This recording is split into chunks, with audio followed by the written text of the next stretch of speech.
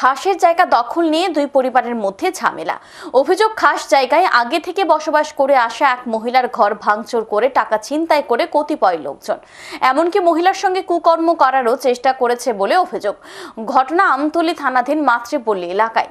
জানা গেছে, সেখানে একটি খাস জায়গায় বহুদিন ধরে বসবাস করে আসছেন এক মহিলা তার বৃদ্ধ মাকে নিয়ে।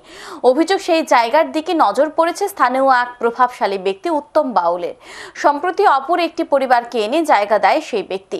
আরও অভিযোগ, দীর্ঘদিন ধরে বসবাস করে আসা মহিলার জায়গাও দখল করার চেষ্টা করছে।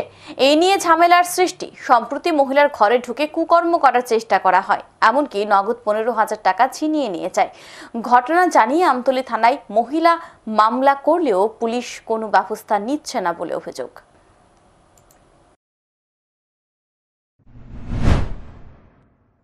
রাত্রেবেলা হইলে তারা আসে না, মদের বোতল দিয়ে ডিলাডিলি করে, ঘর ভাঙচুর করে, আমারে মারতে যায়, পিটতে যায়। আমারে কয় যে এই ঘরটা ছাইরা দিতাম। উত্তম বাউল নাকি ঘরের জায়গাটা আছে না, কিনছে।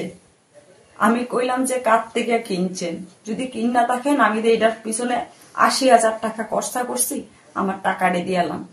আমার তো কইছে পাড়ার প্রেসিডেন্ট, এটা খাসের জায়গা, এটা তোর জায়গা, তুই থাকবি।